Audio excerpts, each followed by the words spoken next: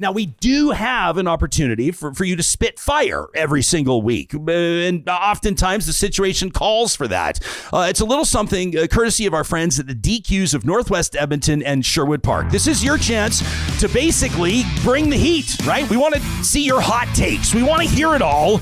It's the Flamethrower, presented by the DQs of Northwest Edmonton and Sherwood Park. This one from Gerald, inspired by our conversation with Anthony Fury and Ewan Thompson earlier this week about supervised consumption. We were talking about Ewan's Alberta Views cover. This is What's Wrong with Rehab. He investigates the Alberta government's approach to the opioid crisis. Gerald says, one of the things I think that's being missed in these anecdotes when we're talking about supervised consumption or people drug poisoning, overdoses, overdosing maybe 4 times in one day, is that it's paramedics, EMTs, firefighters that are often saving them, not nurses at safe injection sites. And then to take it a step further, if they were using safe supply instead of toxic drugs, those numbers drop even more. Gerald says oftentimes the arguments against safe injection and safe supply actually prove the validity of the programs. That from Gerald. I love that one. What about this one from Anton, who says, Jespo, I've been a listener since day one and the show has never been better. Thanks, Anton. Says on your March 5th episode with Cheryl Oates, Erica Barudis, you were talking about involuntary drug treatment for the exceptional case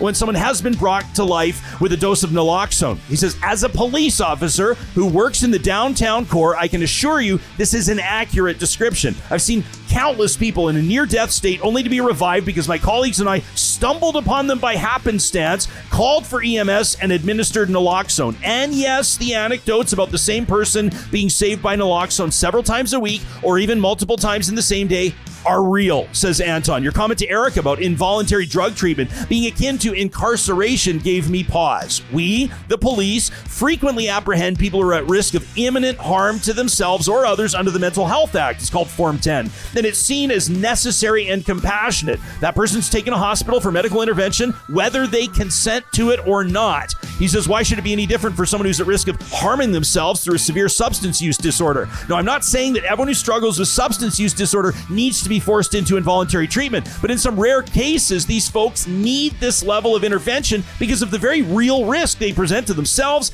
and society. I mean, if I was asleep at the wheel driving off a cliff or worse, a crowded sidewalk, I sure hope somebody would intervene. I think we need to be open-minded when it comes to tackling issues of substance use disorders. There is certainly, says Anton, certainly a place for harm reduction, but in some cases, it's woefully inadequate. I appreciate your show because it's like a workout for my critical thinking muscles. Keep up the great work. Anton, thanks for serving the city. Stay safe out there, pal. What about this one from Ben, who wants to talk about the Heritage Savings Trust Fund? He says, Jespo, obviously putting money aside for the Heritage Fund is not a bad idea in principle. It's what Finance Minister Horner told us they're going to do. It's what Premier Danielle Smith, I'm sure we'll talk about a little bit when she's on the show with us Wednesday, March 13th in studio. Ben says, but why not tax those oil giants a little bit more in order to fund such an endeavor, topping up the Heritage Fund? He says the UK implemented a windfall tax on ballooning oil profits, and so far it's been very successful. First, it was a 25% surcharge. They've now increased it to 35%.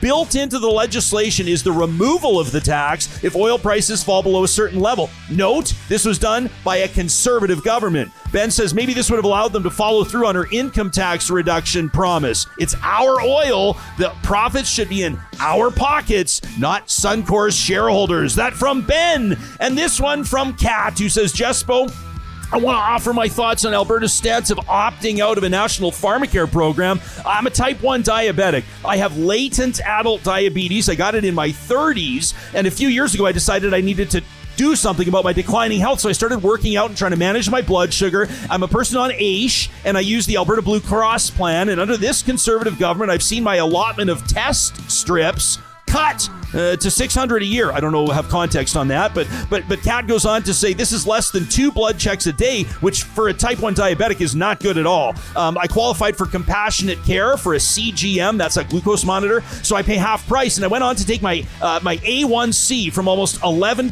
to 6%, and I've been stable for over 2 years. Great news, Kat. Says I lift weights, I'm changing my health. Hopefully the damages from the high sugars in past will diminish. We wish you well. Kat says what concerns me, though, is it? The Premier says the provincial plan covers diabetics. When I heard that, I choked on my coffee. A CGM, this continuous glucose monitor, is such a game changer. Ask any diabetic. It's not even comparable to these finger pokes. I haven't had it to visit the doctor so much. Money saved. I've not had to go to the ER. Money saved. The government can't see it this way. You know, a CGM costs more than a regular meter, but honestly, not that much. How much does a trip to the ER cost? Can you ask Premier that question? They're stepping over dollars to pick up pennies. I thought Conservatives were fiscally responsible. Now, I know there's a plethora of other stories, and I'm just telling you about my experience, but this pharma plan, I'm a Canadian before I'm an Albertan. This is outrageous, and we must not accept it. That from Kat, who sent their email to talk@ryanjesperson.com. The Flamethrower is presented Fridays on Real Talk by the Dairy Queens in Northwest Edmonton. That's Palisades, Nemeo, Newcastle, Westmount, and in Sherwood Park on Baseline Road. Real Talk is taking Monday off because we're working on a very important film project in Jasper that I can't wait to show you. Tuesday, Nahed Nenshi will join us. I can't tell you what we'll talk about. You'll find out Tuesday. And Wednesday, the Premier of Alberta, Danielle Smith, joins us live in studio. We'll see you then. Have a great weekend.